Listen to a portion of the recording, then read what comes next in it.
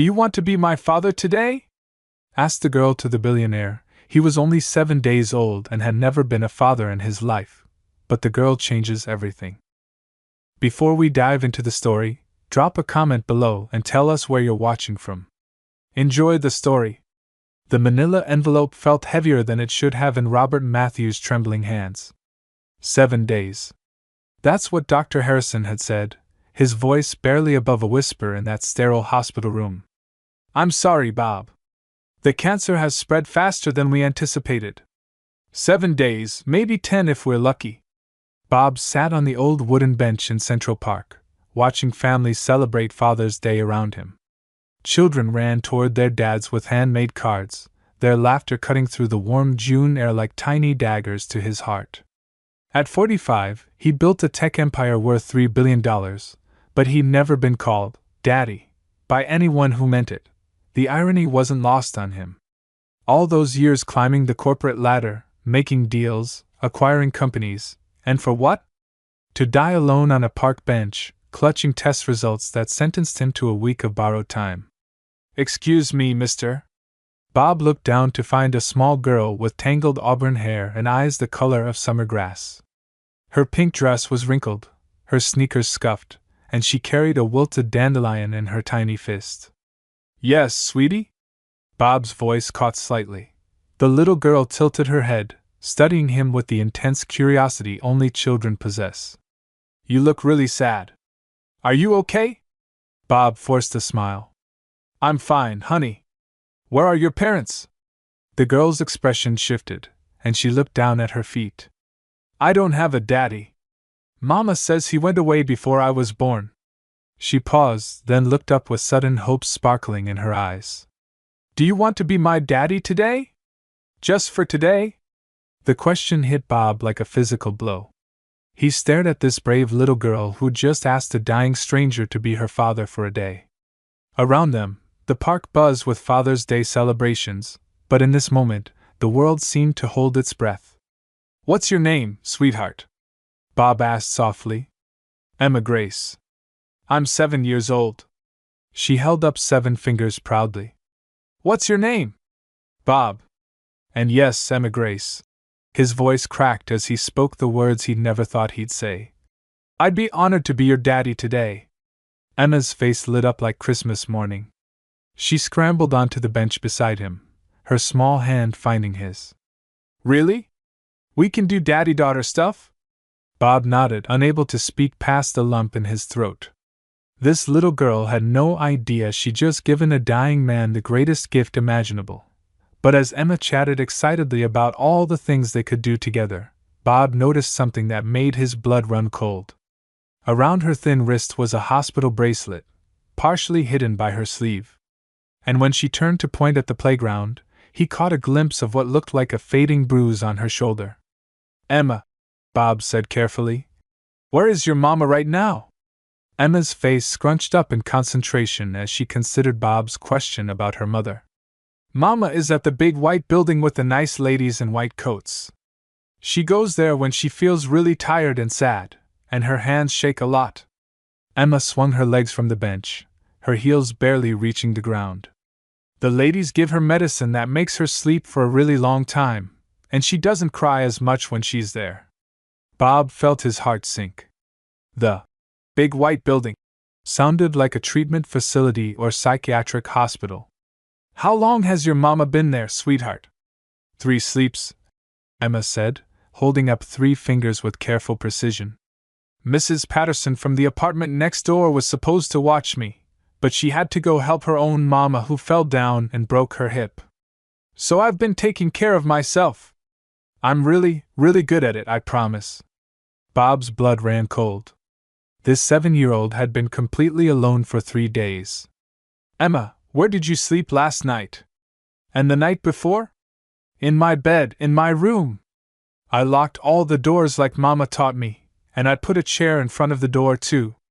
I ate the crackers and peanut butter she left on the counter, and I drank water from the sink. Emma's voice was proud and eager to please, but Bob could hear the underlying fear and exhaustion. I only came to the park because I saw all the daddies playing with their kids, and I got really, really lonely. I wanted to see what it felt like to have a daddy, even if it was just pretend. Bob looked at this incredibly brave little girl who'd been abandoned by circumstances completely beyond her control.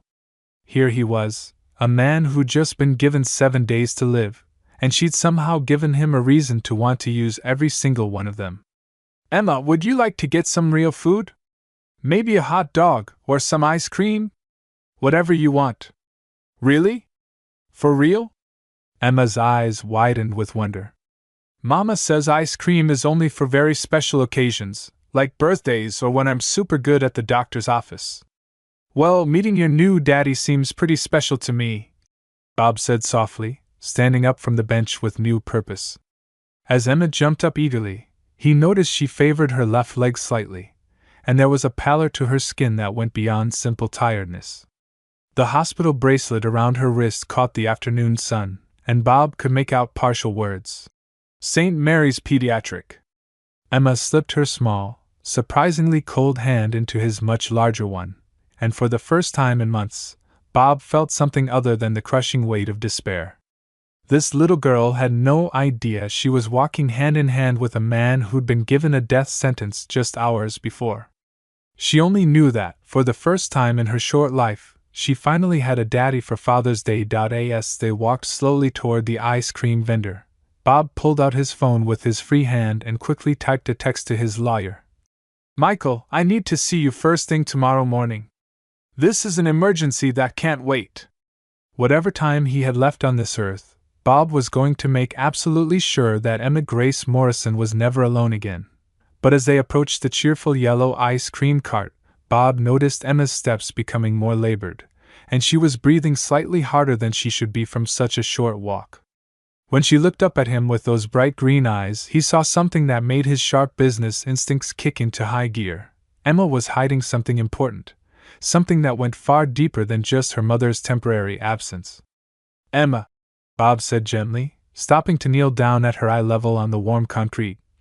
Are you feeling okay right now?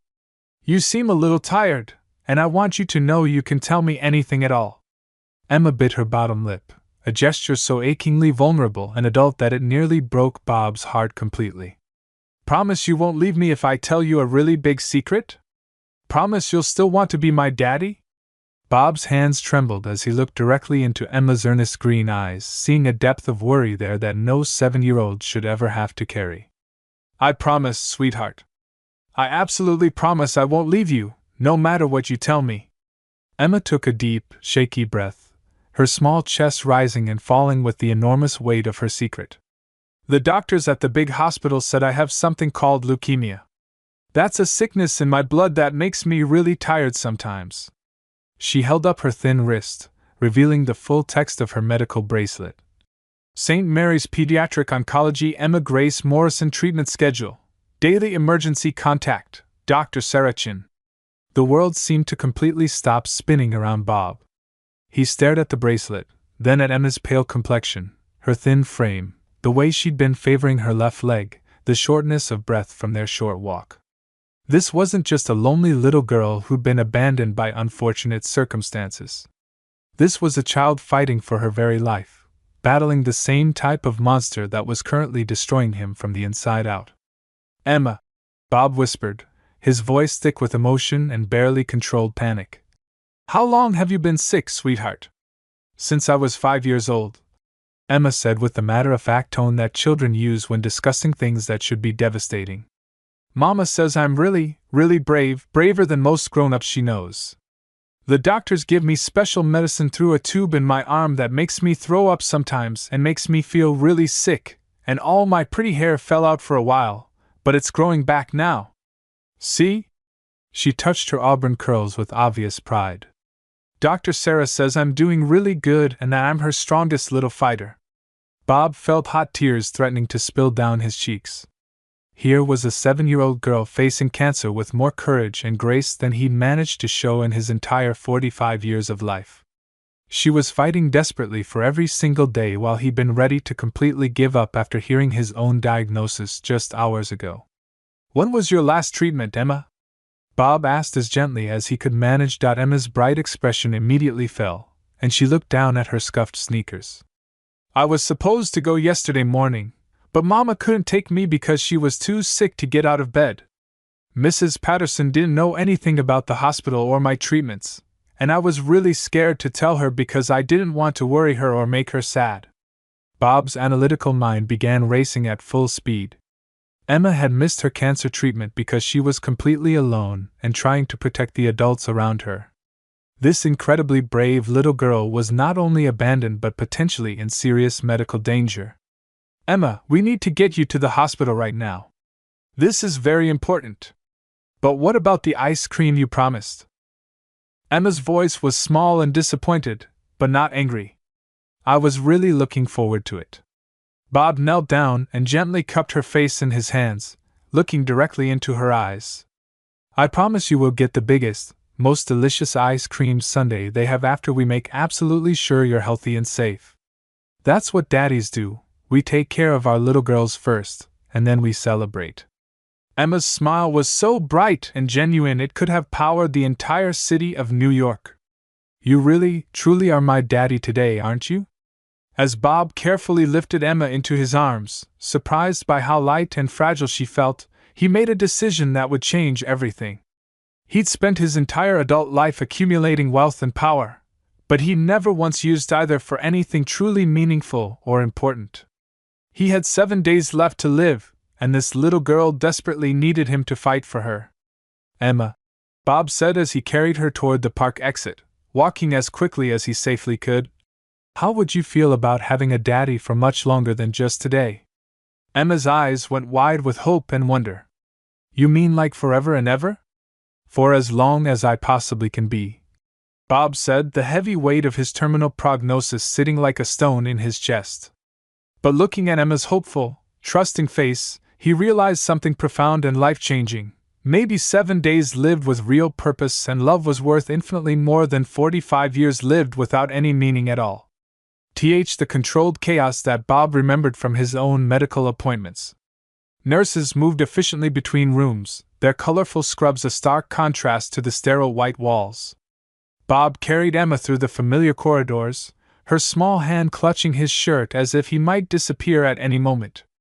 The sharp smell of disinfectant and the quiet hum of medical equipment brought back vivid memories of his own devastating diagnosis just hours earlier in this very same building. Emma? A young nurse with kind eyes and purple scrubs rushed toward them, relief flooding her entire face. Oh honey, we've been so worried about you. When you missed your appointment yesterday, Dr. Chen tried calling your mother, but there was no answer. We were about to call social services. I'm really sorry, Nurse Katie, Emma said quietly, shame coloring her voice. This is my daddy. He brought me here as fast as he could. Nurse Katie's eyes met Bob's with a mixture of curiosity and professional concern, but before she could ask any questions, a tall woman in a pristine white coat approached them. Dr. Sarah Chin had intelligent, compassionate eyes behind wire-rimmed glasses and the confident bearing of someone who delivered both miraculous news and devastating heartbreak countless times. Emma, sweetheart, we really need to talk right now, Dr. Chin said gently, but Bob could hear the underlying urgency in her voice. And you must be Bob Matthews, he said, extending his hand and noting the firmness of her grip. I found Emma completely alone in Central Park this afternoon. Her mother is apparently in some kind of psychiatric treatment facility, and Emma told me she's been taking care of herself for 3 days. Dr. Chen's expression immediately darkened with concern and barely controlled anger. 3 days? Emma, honey, why didn't you call the hospital? You have our number memorized. I didn't want to bother anyone or make them worry, Emma whispered, tears beginning to form in her eyes. And I was really scared that if I called, they might take me away from Mama forever. Dr. Chin guided them quickly to a quiet, private consultation room decorated with cheerful children's artwork and stuffed animals. Emma, sweetheart, can you play with these toys and maybe color me a picture while I talk to Mr. Matthews for just a few minutes? Once Emma was distracted and settled at the small table, Dr. Chin closed the door and turned to Bob with haunted, exhausted eyes. Mr. Matthews, I need to be completely direct and honest with you about Emma's situation. Her leukemia is particularly aggressive, and we've been fighting it tooth and nail for 2 years now. The treatment has been inconsistent due to her mother's issues. But without absolutely consistent treatment and monitoring, Emma has perhaps 2 weeks left. Maybe less. Bob felt the world tilt dangerously on its axis. 2 weeks? Her mother, Linda Morrison, has been struggling with severe depression and prescription drug addiction for over a year now. The stress of Emma's diagnosis, combined with the crushing financial burden of medical bills, caused a complete breakdown. She's been in and out of various treatment facilities, and 3 months ago, she missed several of Emma's critical appointments. Emma's condition deteriorated significantly during that time. Dr. Chen's voice was steady and professional, but Bob could hear the frustration and sadness underneath. We've involved social services multiple times, but frankly, the system is completely overwhelmed. Emma's been caught in this terrible limbo, and now. Now what? Bob asked, though he dreaded hearing the answer. Now Emma's white blood cell count is critically low, and her immune system is severely compromised. Missing yesterday's treatment was extremely dangerous and potentially life-threatening. She needs immediate, intensive chemotherapy, but more than that, she desperately needs stability and consistency. She needs someone who will be there for every single appointment, someone who won't disappear when things get difficult.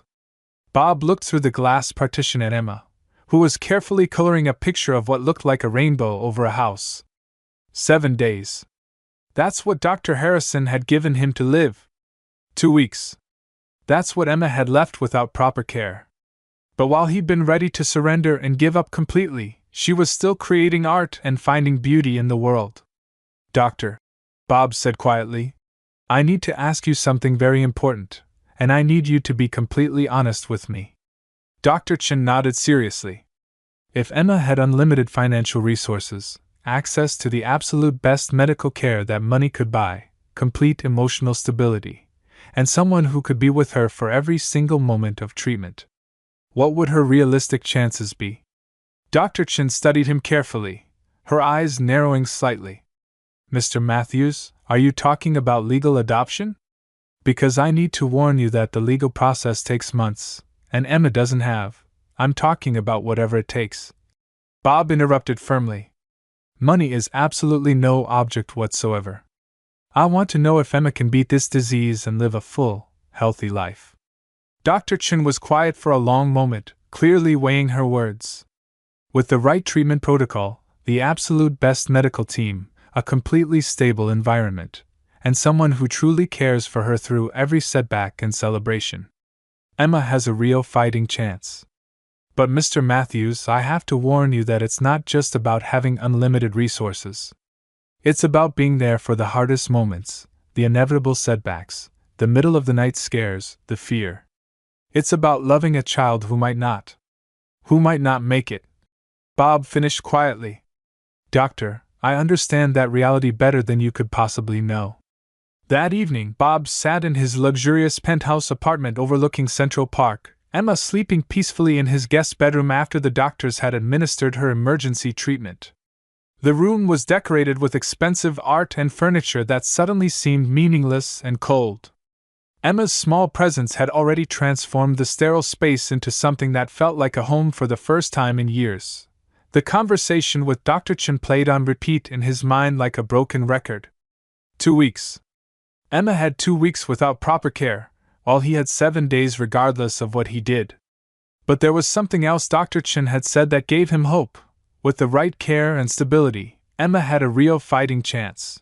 Bob stared at his phone for nearly an hour, knowing he had to make the most difficult and important call of his entire life. Finally, he dialed the number he'd memorized 20 years ago. Michael Harrison speaking. Michael, it's Bob Matthews. I need to tell you something that's going to change everything, and I need your help more than I've ever needed anything. His lawyer's voice immediately shifted from professional to deeply concerned. Bob, what's wrong? Your emergency text this afternoon seemed urgent, but you sounded different. Michael, I got my test results today. I have advanced pancreatic cancer. The doctors say I have maybe a week to live, possibly less. The silence stretched across the phone line for what felt like an eternity. Jesus Christ, Bob. I'm so sorry. This is. How can I help you? What do you need? I need you to draw up emergency adoption papers. Temporary custody documents. Whatever legal mechanism exists to make me responsible for a child immediately. Adoption? Bob, you're not married, you don't have any children, you've never even mentioned wanting a family. What the hell are you talking about? Bob walked to the guest room door and looked at Emma sleeping peacefully, her auburn curls spread across the pillow. I met a little girl today, Michael. Her name is Emma Grace Morrison. She's 7 years old, she's fighting leukemia, and she's been completely alone for 3 days because her mother is in psychiatric treatment for depression and drug addiction. Michael, she walked up to me in Central Park and asked me to be her daddy for Father's Day, and I can't let her go. Bob, listen to me very carefully. You're processing a terminal diagnosis. People make impulsive decisions when they're facing death. These kinds of major life choices are exactly the kind I should be making. Bob interrupted forcefully. Michael, I've spent my entire adult life building a fortune I can't take with me when I die. I have 7 days left, and I found a little girl who desperately needs me to fight for her. What's the point of having $3 billion if I can't use it to save the life of one innocent child? Michael was quiet for a long moment, and Bob could hear him typing on his computer. Bob, even if we could somehow fast-track emergency custody proceedings, you just told me you have 1 week to live. What happens to Emma when you're gone? Have you thought about that? Bob had been thinking about exactly that question all evening. I'm completely changing my will tomorrow. Everything goes to Emma, with you as the executor and legal guardian. But Michael, I need you to understand something crucial. I'm not planning to give up and die quietly. Maybe fighting for Emma will give me a reason to fight for myself. Maybe love is stronger than cancer. Bob, I've been your lawyer for 15 years. I've seen you negotiate billion-dollar deals without blinking. I've never heard you talk like this about anything. Because I've never had a real reason to live until tonight. Through the phone, Bob could hear Michael typing frantically. Okay, I'll start the paperwork first thing tomorrow morning. But Bob, there's something else you need to seriously consider, and it's not going to be easy. What? Emma's mother. Even if she's currently in psychiatric treatment, she still has full parental rights. This isn't just about having money and good intentions. This is about a woman who, despite all her problems and failures, loves her daughter. You can't just take someone's child, no matter how noble your intentions. Bob felt his stomach drop as the reality hit him. In his desperate rush to save Emma, he hadn't fully considered that he might be taking her away from her mother forever. Michael, what if the mother agrees to the arrangement? What if she understands that Emma needs the kind of stability and medical care that she simply can't provide right now? Then we might have a real chance. But Bob, you need to prepare yourself for the hardest conversation of your life. You need to be ready for the possibility that sometimes loving someone means letting them go. As Bob hung up the phone, he heard a small, frightened voice from the doorway. Daddy Bob? I had a really bad dream about being all alone again. Can you please tuck me in and maybe stay with me for a little while? Bob looked at Emma standing in the doorway in her borrowed pajamas, her auburn curls messy from sleep, her eyes wide with the kind of fear that no child should ever have to experience. In that moment, he realized that whether he had 7 days or 7 years left to live, he would spend every single moment fighting for this brave little girl. Of course, sweetheart. Daddy's here, and I'm not going anywhere.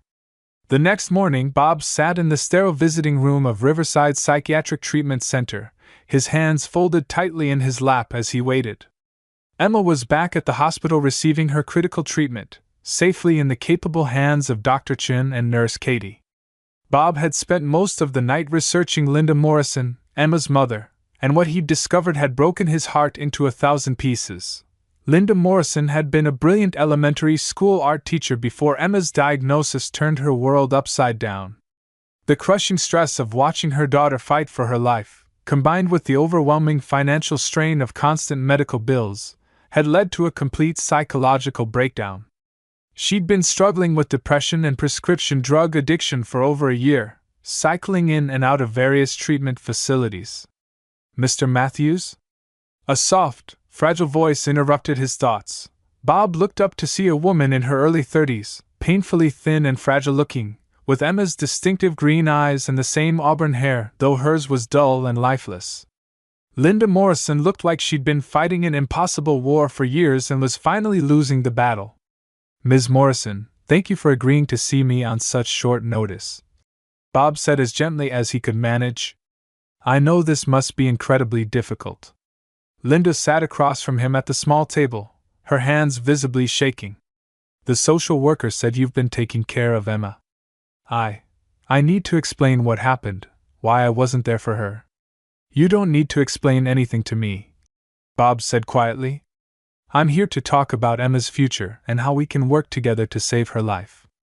Tears immediately filled Linda's eyes and began spilling down her cheeks.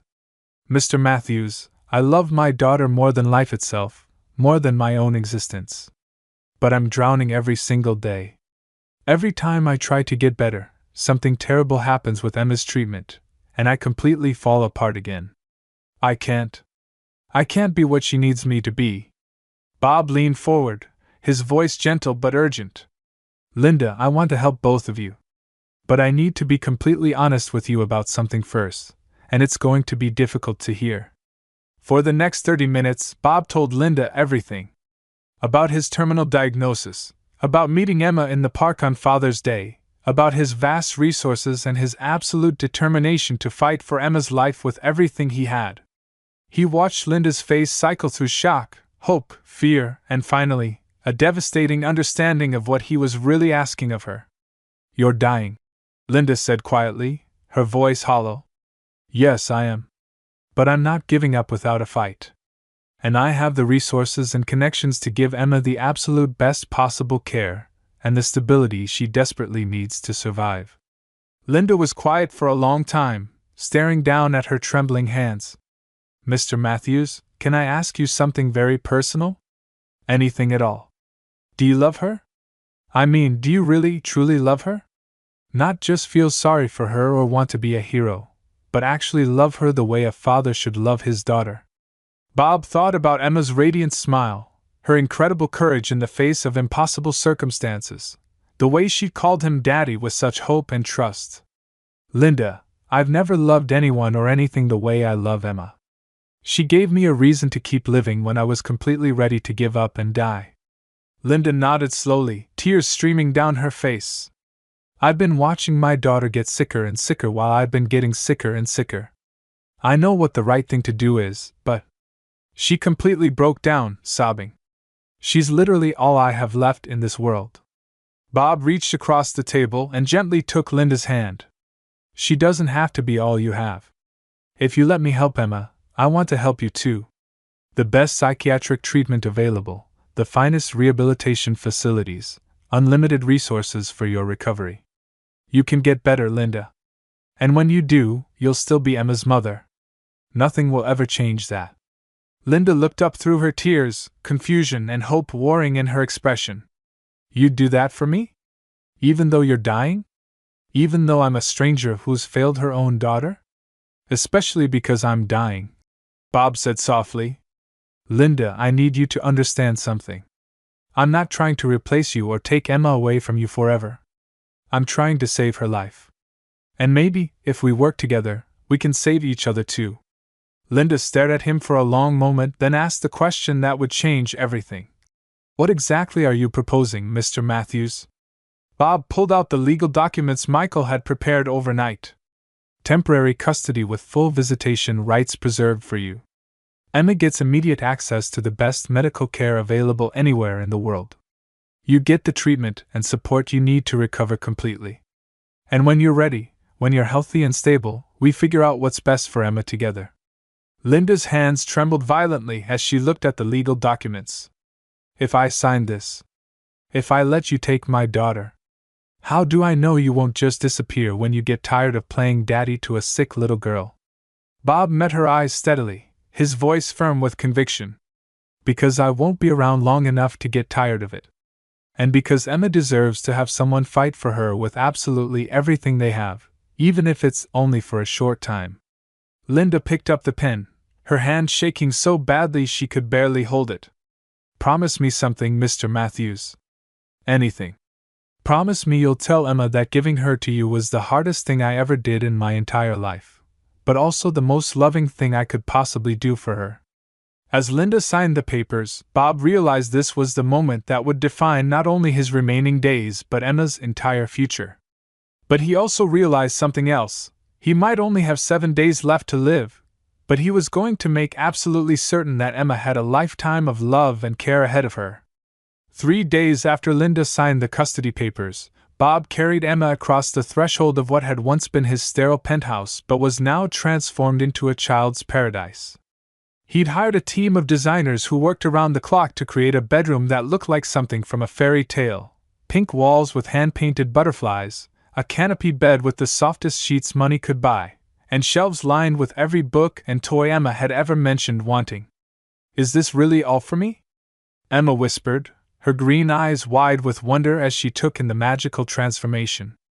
"Are you sure you didn't make a mistake?" "No mistake, sweetheart," Bob said softly, setting her down gently. "This is your home now. Every single thing here is yours."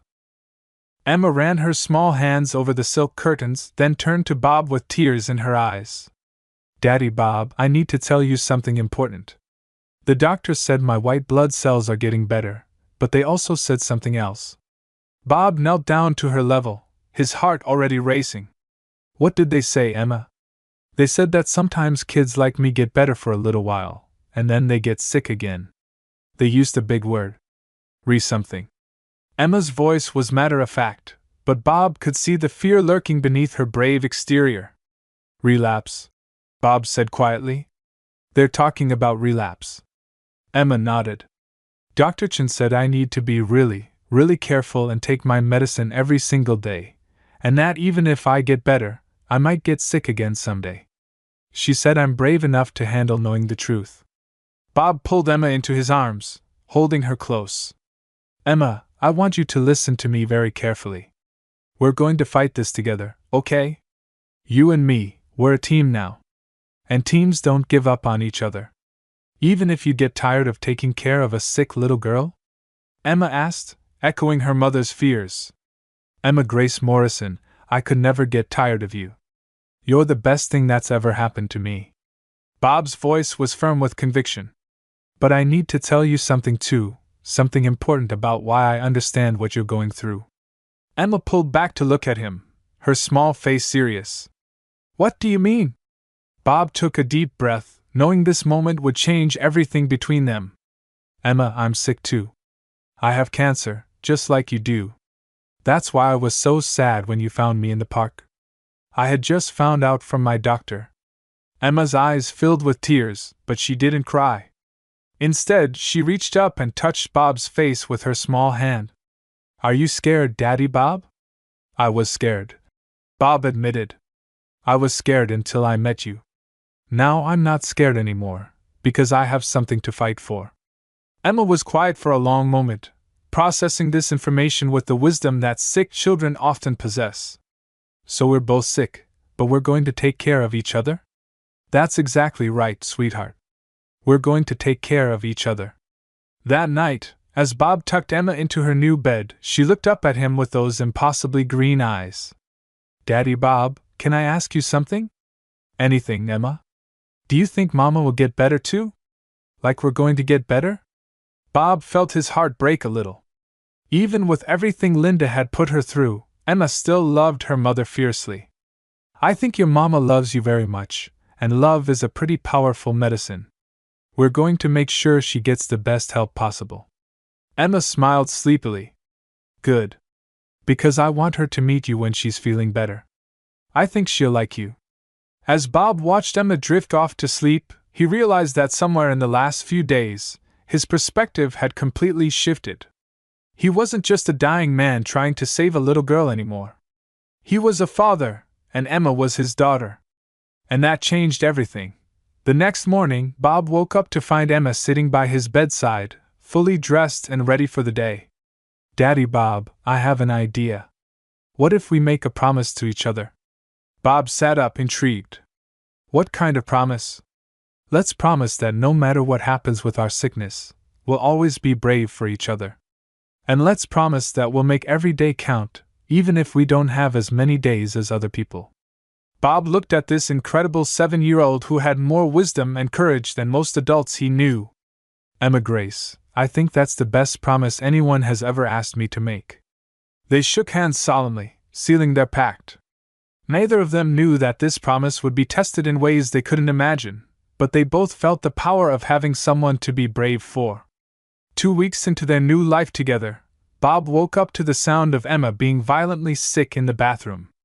He rushed to find her pale and shaking, clutching the edge of the toilet as her small body was racked with nausea. Emma, sweetie, what's wrong? Bob asked, immediately shifting into crisis mode while trying to keep his voice calm. I feel really bad, Daddy Bob. Emma whispered, her voice weak. Everything hurts, and I can't stop throwing up. Bob's medical knowledge from his own recent experience kicked in. He checked Emma's temperature, 103 degrees. Her skin was hot and clammy, and there were small red spots on her arms that he didn't remember seeing before. Emma, we need to get you to the hospital right now, Bob said, already reaching for his phone to call Dr. Chen's emergency line. Am I going to die? Emma asked, her green eyes filled with terror. No, sweetheart. You're going to be fine. Daddy's going to take care of you, Bob said, praying he was right. The emergency room at St. Mary's was a blur of activity. Dr. Chen met them at the entrance, her face grim as she took in Emma's condition. How long has she been like this? Dr. Chen asked as they rushed Emma to a treatment room. I found her like this about an hour ago, Bob said, keeping pace with the gurney. She seemed fine yesterday, maybe a little tired, but nothing unusual. Dr. Chen's team immediately began drawing blood and starting in 4. Bob, I need to tell you something, and I need you to stay calm. Emma's showing signs of a serious infection, which is extremely dangerous for someone with her compromised immune system. Bob felt the world tilt. What does that mean? It means the chemotherapy has made her white blood cell count so low that her body can't fight off infections. This is a critical complication and… Dr. Chen paused, clearly struggling with what to say next. Bob, the next 24 hours are going to be crucial. We need to get her fever down and identify the source of the infection immediately. Bob looked at Emma lying on the hospital bed, so small and fragile, surrounded by all the medical equipment. What are her chances? If we can get the infection under control quickly, she has a good chance. But Bob, I need you to understand that this is exactly the kind of setback that can… Dr. Chen's voice trailed off. That can kill her. Bob finished. Dr. Chen nodded grimly. Yes. Bob felt his own weakness creeping in. The past 2 weeks of caring for Emma had taken a toll on his already failing body. He'd been hiding his increasing fatigue and pain, not wanting to worry Emma or distract from her care. Dr. Chen, I need to ask you something confidentially, Bob said quietly. How long do I have before my own condition becomes apparent to Emma? Dr. Chen studied him carefully. Bob, you look exhausted. Are you taking care of yourself at all? Emma is my priority. I'm fine. You're not fine, Dr. Chen said firmly. Bob, I can see that you're getting weaker. You've lost weight, and you're clearly in pain. You can't take care of Emma if you don't take care of yourself. Bob looked at Emma, who was drifting in and out of consciousness from the fever. Dr. Chen, I need to know. If something happens to me, if I get too sick to care for Emma, what happens to her? Bob, let's focus on getting Emma better first. Then we'll worry about everything else. But Bob could see the concern in Dr. Chen's eyes. The reality was setting in for everyone involved. Both of his patients were fighting for their lives, and time was running out for both of them. That night, Bob sat by Emma's bedside, holding her small hand as she slept fitfully. Her fever had broken, but she was still weak and pale. Around 3 a.m., she woke up and looked at him with those piercing green eyes. Daddy Bob, you look really tired. Are you okay? Bob forced a smile. I'm just worried about you, sweetheart. How are you feeling? Emma studied his face carefully. You're getting sicker, aren't you? I can tell. Bob was quiet for a long moment. Emma, what did we promise each other? To be brave for each other. Emma said softly. That's right. So I'm going to be brave for you, and you're going to be brave for me. We're going to fight this together. Emma squeezed his hand weakly. Daddy Bob, I'm scared. I know, sweetheart. I'm scared too. But we have each other, and that makes us stronger. As Emma drifted back to sleep, Bob realized that their time together was becoming more precious and more fragile with each passing day. He thought he was saving Emma, but she was saving him too, giving him a reason to fight when his body wanted to give up. The next morning, Dr. Chen had news that would change everything. Bob, I need to talk to you about Emma's treatment plan. The infection has cleared, but her body's response to the chemotherapy is becoming more unpredictable. I think it's time we discuss some difficult options. Bob felt his heart sink. What kind of options? There's an experimental treatment program at Johns Hopkins. It's risky, but it might be Emma's best chance for long-term survival. The problem is, it would require you to relocate to Baltimore for at least 6 months. Bob looked at Emma, who was finally eating breakfast and smiling again. Dr. Chen, I'll do whatever it takes. But I need to know. Do you think I have 6 months? The silence that followed answered his question more clearly than words ever could. The private jet Bob had chartered for their trip to Baltimore was equipped with a full medical team, but Emma was more excited about the fact that she could see clouds from above than she was worried about her condition. She pressed her face against the window, her green eyes wide with wonder. Look, Daddy Bob. The clouds look like cotton balls from up here. Emma exclaimed, her voice filled with the kind of joy that only children can find in the midst of difficult circumstances. Bob smiled, watching her enthusiasm despite everything they'd been through. What else do you see, sweetheart? I see lots of little houses and cars that look like toys, Emma said, then turned to him with a more serious expression. Daddy Bob, are you sure about this new hospital? Dr. Chen seemed worried when she talked about it. Bob had been dreading this conversation. The experimental treatment at Johns Hopkins was Emma's best hope, but it was also incredibly risky. The side effects could be severe, and there was no guarantee it would work. But without it, Emma's chances of long-term survival were virtually zero. Emma, do you remember what we talked about when we made our promise to each other? Bob asked gently. That we'd be brave and make every day count. Emma replied. That's right. And sometimes being brave means trying something new, even when it's scary. Bob took her small hand in his. The doctors in Baltimore have a special treatment that might help you get completely better.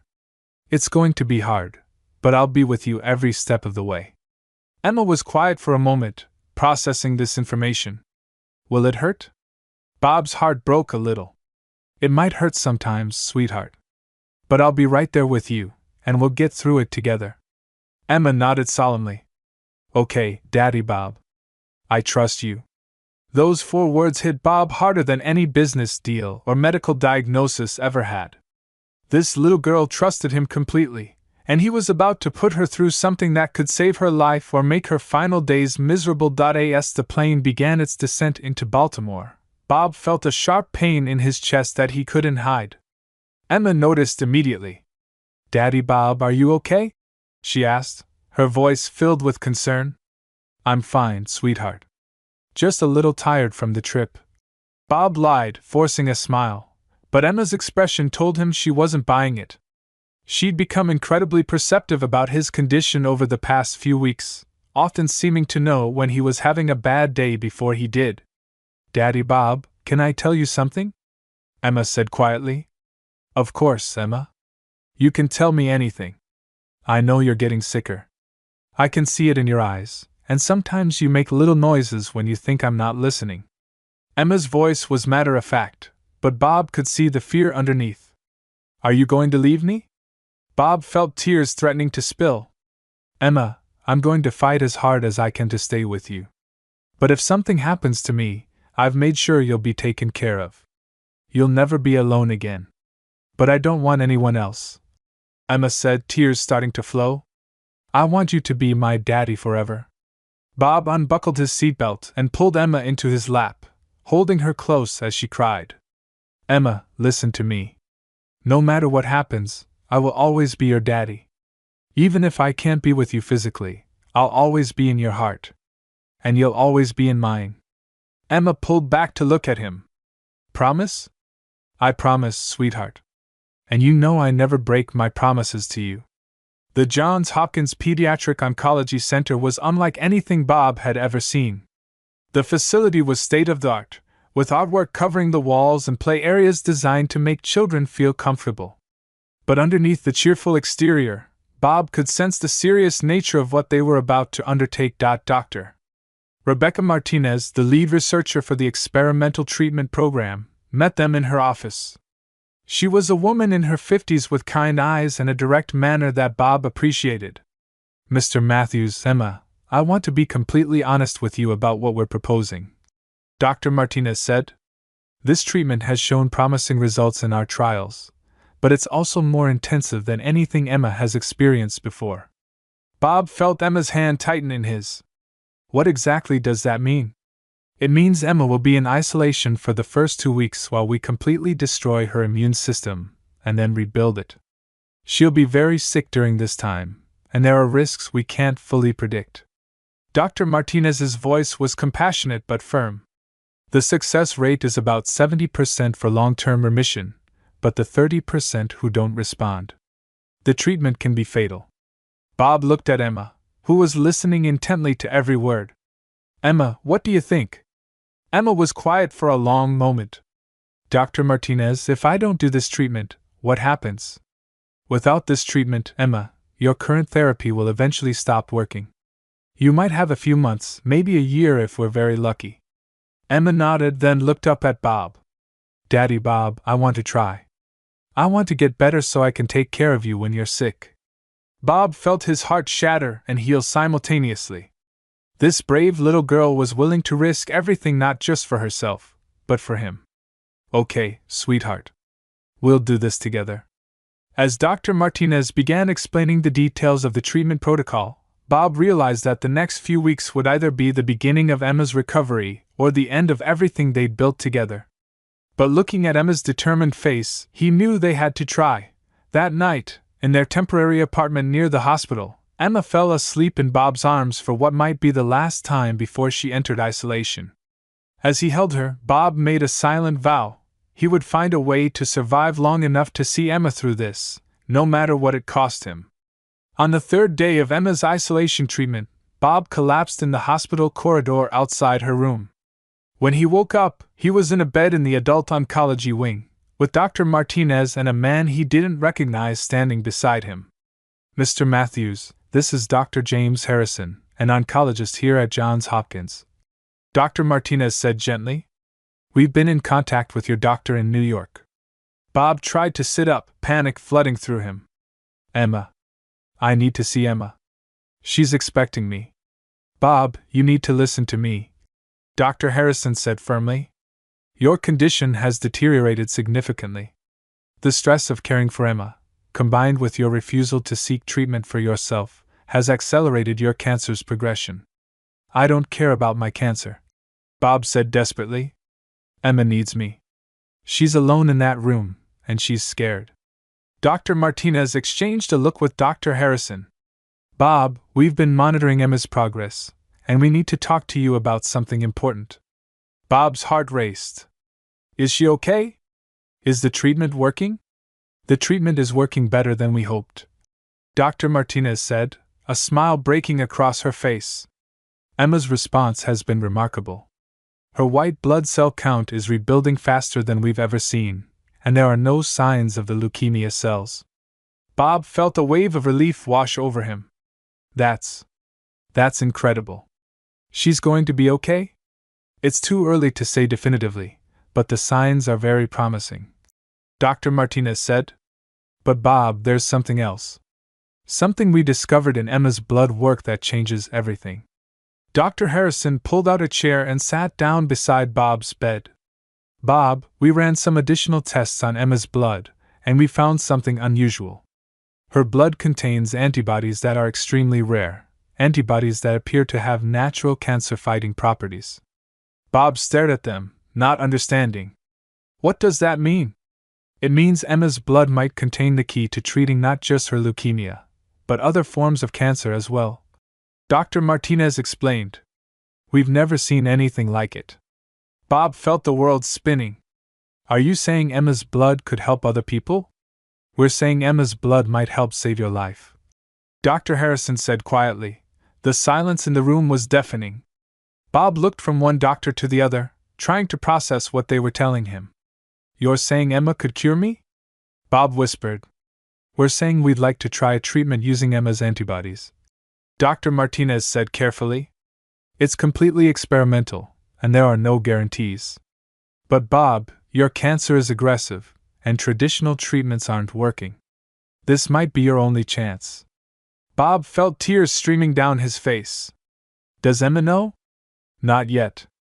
We wanted to talk to you first. Dr. Harrison said. Bob, you need to understand something.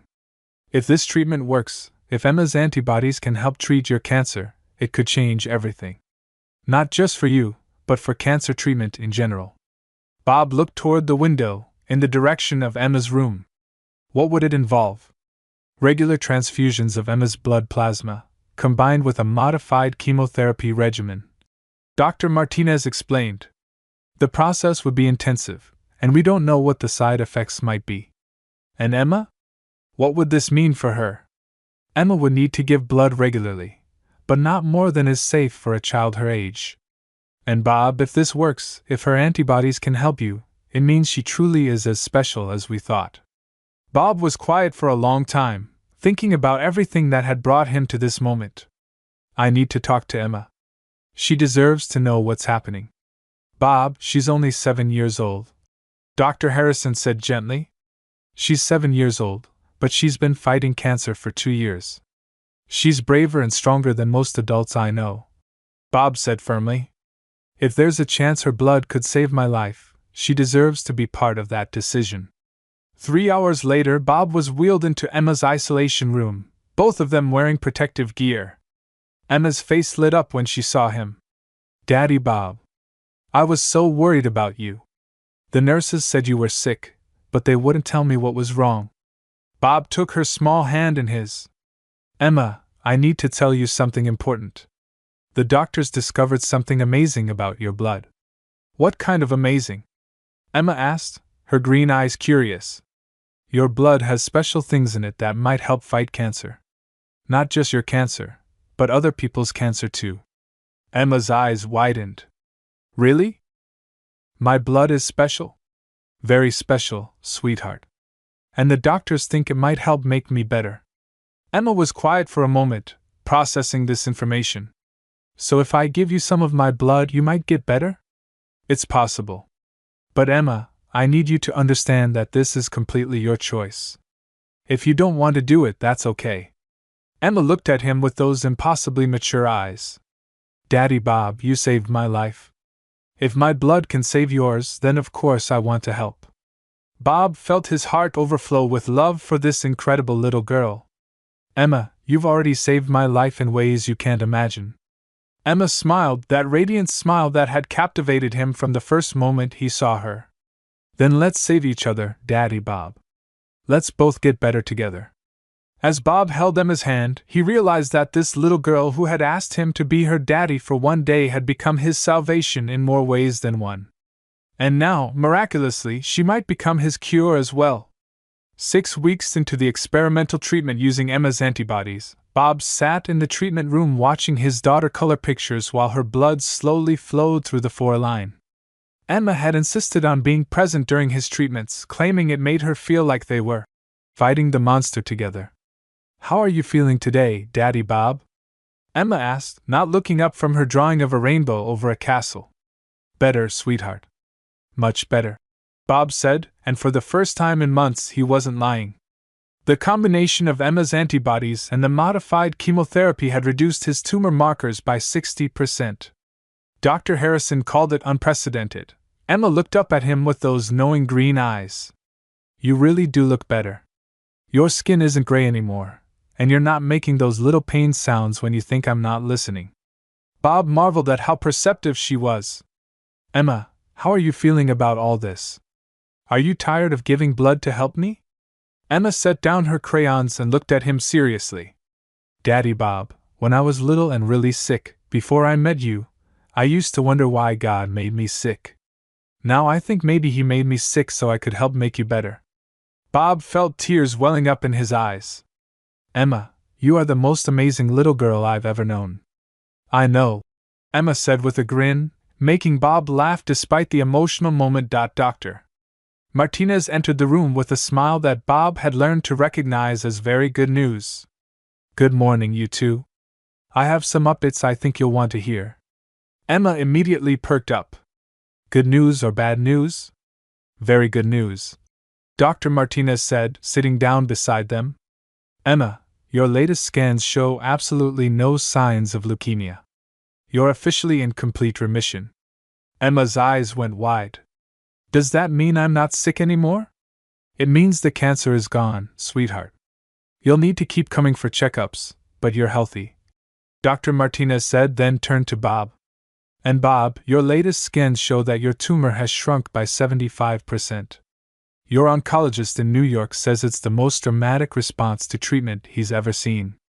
Bob felt the world shift around him. Are you saying I'm going to live? I'm saying you're responding remarkably well to treatment. We can't make any guarantees, but Bob, you're defying every prediction we made about your prognosis. Emma jumped up from her chair and hugged Bob carefully, mindful of his foreline. We did it, Daddy Bob. We both got better. Bob held her close, overwhelmed by the magnitude of what had happened. We did it, sweetheart. We saved each other. Dr. Martinez watched them with tears in her eyes. There's something else I need to tell you both. The research team has been studying Emma's antibodies, and we believe we've isolated the component that's been so effective. We're going to begin clinical trials using synthetic versions of Emma's antibodies to treat other cancer patients. Emma looked confused. What does that mean? It means your blood might help save lots of other people, not just Daddy Bob. Dr. Martinez explained gently. Emma's face lit up. Really? My blood can help other kids who are sick like I was. Yes, Emma. You might help save hundreds, maybe thousands of lives. Bob looked at his daughter, this incredible little girl who had transformed from a dying child into a miracle that could save others. Emma, how do you feel about that? Emma was quiet for a moment, then smiled. I feel happy. If I had to get sick so I could help other people get better, then I'm glad I got sick. Bob marveled at her wisdom and generosity. Emma, you are going to change the world. We're going to change the world, Daddy Bob. Together. That afternoon, as they walked through the hospital corridors, Emma suddenly stopped and turned to Bob. Daddy Bob, I have a question. What is it, sweetheart? When we first met, you said you only had 7 days to live. How many days do you think we have now? Bob looked at this little girl who had saved his life in every possible way. I don't know, Emma. But I know we have today, and that's all that matters. Emma nodded solemnly. Then let's make today count. Bob took her hand, and they walked toward the exit, toward their future together. In the distance, Bob could see other families arriving for treatment, carrying the same fear and desperation he'd felt months ago. But now, thanks to Emma, there was hope. As they stepped into the afternoon sunlight, Bob realized that the little girl who had asked him to be her daddy for one day had given him something far more precious than time. She'd given him purpose, love, and the chance to help save others. Emma, Bob said as they got into the car, I think it's time we went home to New York. There's someone I want you to meet. Who? Emma asked curiously. Your mother. I think she's ready to meet the little girl who saved the world. Emma's smile was radiant. Do you think she'll be proud of me?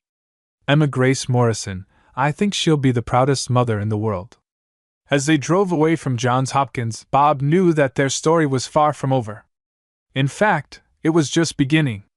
Emma's discovery would change cancer treatment forever, and they would be there to help guide other families through the same journey they had survived. But most importantly, They would face whatever came next together, a father and daughter who had saved each other's lives and found a way to save others in the process. 1 year later, Bob stood in the same spot in Central Park where he'd first met Emma, but everything had changed.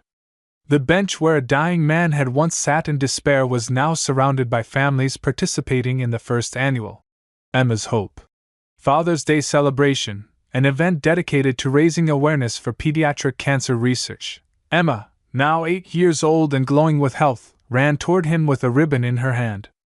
"Daddy Bob. Look what Dr. Martinez gave me." Bob knelt down as Emma showed him the ribbon that read, "Emma Grace Morrison Foundation, Saving Lives Through Love." Behind her, he could see the massive banner that stretched across the park. 1 year cancer-free. Emma's antibodies have saved 847 lives. "How does it feel to be famous, sweetheart?" Bob asked, straightening the ribbon proudly. Emma wrinkled her nose. "I don't like being famous. I just like that kids don't have to be as scared as I was." Bob's heart swelled with pride. Even with all the attention from medical journals, news interviews, and research teams wanting to study her miraculous antibodies, Emma remained the same humble, caring little girl who had asked him to be her daddy. "Emma? Bob?" A familiar voice called out. Bob turned to see Linda Morrison walking toward them, and his breath caught. The woman approaching them bore little resemblance to the broken, fragile person he'd met in the psychiatric facility. Linda's hair was shiny and healthy, her skin had color, and most importantly, her eyes were clear and bright. "Mama!" Emma ran to Linda, who swept her up in a hug. "My beautiful, brave girl," Linda whispered, holding Emma tight. "I'm so proud of you." Bob watched the reunion with mixed emotions. Over the past year, as Linda had gotten sober and rebuilt her life, he'd wondered if this day would come, the day when Emma's mother was ready to be a mother again. "Bob," Linda said, approaching him with Emma's hand in hers, "I can never thank you enough for what you've done. You saved her life when I couldn't." "Linda, you don't need to thank me," Bob said quietly. "Emma saved my life too." Linda smiled, tears in her eyes. "I know she did. And I have something I want to ask you both." Emma looked up at her mother curiously. "What is it, Mama?" Linda took a deep breath. "Emma, I know Bob has been your daddy for over a year now, and I know how much you love each other. I was wondering, how would you feel about Bob being your daddy forever? Officially?" Emma's eyes went wide. "You mean like adoption? Real adoption?" "I mean," Linda said, looking at Bob with gratitude, "I think every little girl deserves to have both a mama and a daddy who love her. And Bob, I can't think of anyone I'd rather share that honor with." Bob felt tears streaming down his face. "Linda, are you sure?"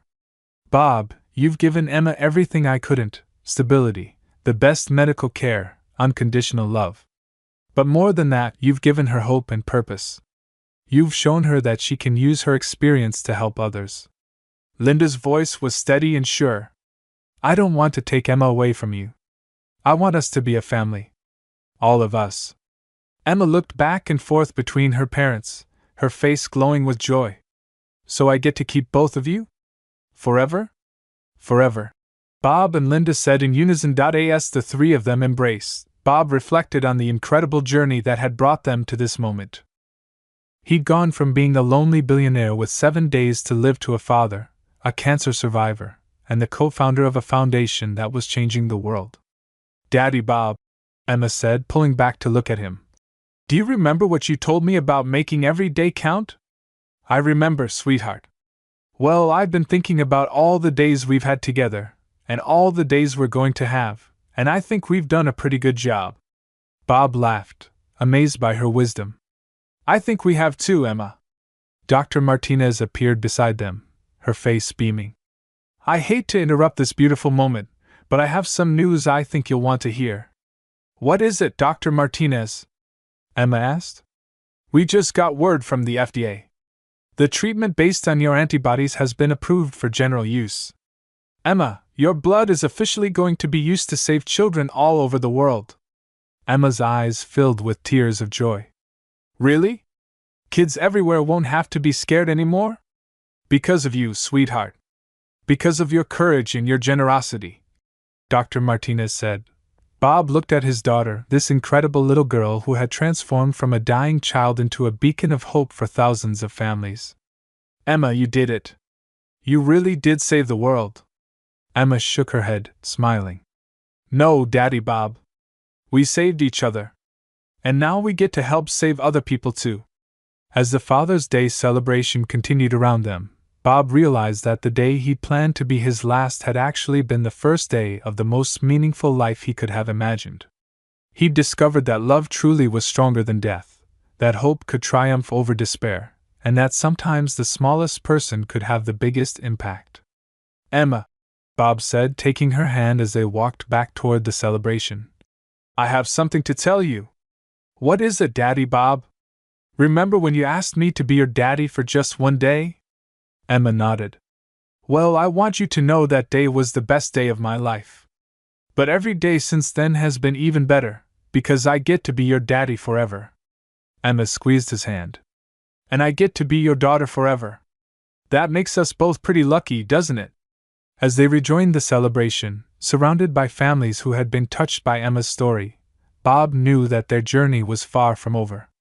There would be more children to help, more families to support, and more hope to share with the world. But most importantly, there would be countless more days of being Emma's daddy, watching her grow, and marveling at the extraordinary little girl who had asked a dying stranger to be her father and had ended up saving his life in return. The girl who had wanted a daddy for one day had given him a lifetime of purpose, love, and hope. And together, they had proven that sometimes the most powerful force in the universe is simply the love between a father and his daughter. As the sun set over Central Park, Bob realized that he'd never again worry about how many days he had left. Instead, he would focus on making each day count, surrounded by the love of his family, and the knowledge that Emma's legacy would continue to save lives for generations to come. The man who had once been dying alone was now living fully, with a daughter who had taught him that every day is a gift, and love is the greatest miracle of all.